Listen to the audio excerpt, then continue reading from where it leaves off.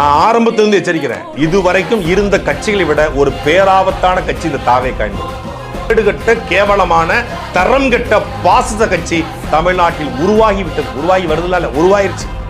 நான் யார் தெரியுமா? விஜய் மோகன் அப்படின்னு சொல்லிட்டு சொல்றாரு. நான் மாவட்ட செயலாளர். உன்னால என்ன பண்ண முடியும்? வீடியோஸை எடுத்து அசிங்கமா பேசுறான். இதெல்லாம் அவரு தான் பண்ணுது.